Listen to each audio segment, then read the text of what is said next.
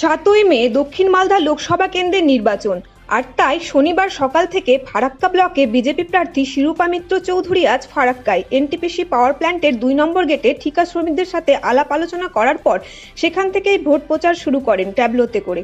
জানা যায় আজ সারাদিন ফারাক্কা ব্লকের বিভিন্ন এলাকায় দলীয় কর্মীদের নিয়ে ভোট প্রচার করবেন তিনি। ফারাক্কা ব্লকের আন্দুয়া, নিশিন্দা, ঘোড়াইপাড়া, বেওয়া সহ ফারাক্কার বেশ কিছু জায়গায় প্রচার সারবেন। দক্ষিণ মালদার বিজেপির প্রার্থী শেষ মুহূর্তে ভোট প্রচারে দাপিয়ে বেড়াচ্ছেন ফারাক্কার বিভিন্ন গ্রামে, কথা বলছেন ভোটারদের সাথে, শুনছেন তাদের অভাব অভিযোগের কথা।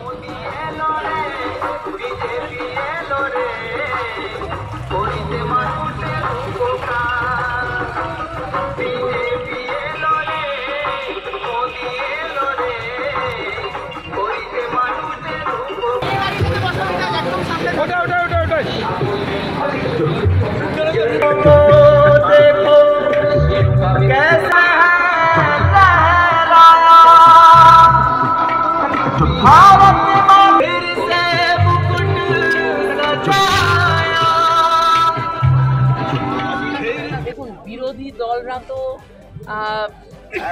নানান রকমের প্রচার অপপ্রচার করবেনই, এটা নিয়ে তো নতুন কিছু নয়। মানে আমরা রাজনৈতিক মঞ্চে লড়াই নেমেছি, এটা একটা যুদ্ধ।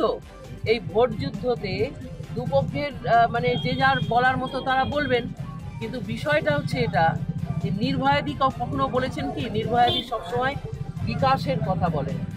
এখনো পর্যন্ত নির্ভয়াদির মুখ থেকে কখনো কটু কথা শুনবেন না। যারা গণতন্ত্রের মহোৎসবে অংশগ্রহণ করছেন, অর্থাৎ 98 কোটি ভোটার, তার মধ্যে আমাদের এখানকার মানুষও আছেন, এবং সেই সঙ্গে যারা এই ভোট যুদ্ধে অবতীর্ণ হয়েছেন ক্যান্ডিডেট হিসাবে, তারাও অংশগ্রহণ করছেন।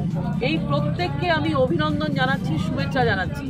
সে তৃণমূল কংগ্রেসের প্রার্থী হোক, আর কংগ্রেসের প্রার্থী হোক, আর সিপিএমের প্রার্থী হোক, সে যে দলেরই হোক না কেন, লোকতন্ত্রের মহোৎসবে তার একটা অনন্য যোগদান আছে।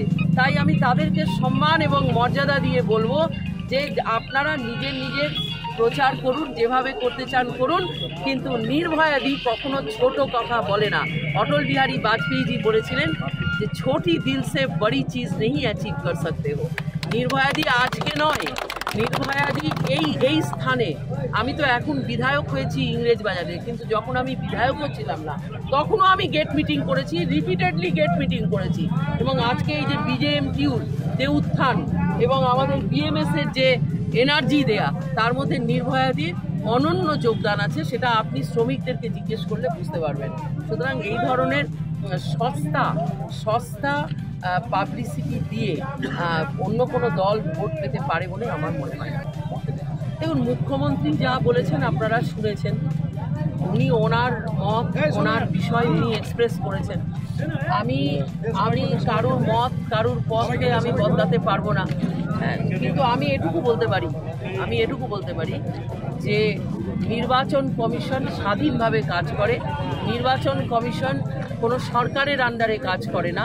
নির্বাচন কমিশন একটা কনস্টিটিউশনাল বডি, এবং বারংবার আমরা দেখেছি, আমাদের সিএম ম্যাডামকে বারবার দেখেছি কনস্টিটিউশনাল বডিগুলোর উপরে উনি অ্যাটাক করেন। এটা কিন্তু আমাদের যে সমাজের যে স্টেবিলিটি, সেটা সোশ্যাল স্টেবিলিটি বলুন, পলিটিক্যাল স্টেবিলিটি বলুন, তার জন্য এটা ক্ষতিকারক। এবং আমাদের রাজ্য একমাত্র রাজ্য যেখানে সিবিআইকে অ্যাটাক করা হয়, এনফোর্সমেন্ট ডাইরেক্টরেটকে অ্যাটাক করা হয়, ইনকাম ট্যাক্সের অফিসিয়ালরা গেলে অ্যাটাক করা হয়, এবং এখন নির্বাচন কমিশনার অ্যাটাক হচ্ছেন। কিছুদিন আগে দেখলাম রাজ্যপালও নাকি অ্যাটাক করছেন। আমাদের রাজ্যে এইসব হয়, সেটা এখন সবাই বুঝে গেছে। এই সব সস্তা রাজনীতি করে এখানে বিজেপিকে আটকানো যাবে না। দেখুন, মানুষ বলছে, এটা জনগণের আওয়াজ, আমি কি বলবো, সাধারণ মানুষ বলছে নির্ভয়াদি জিতছে।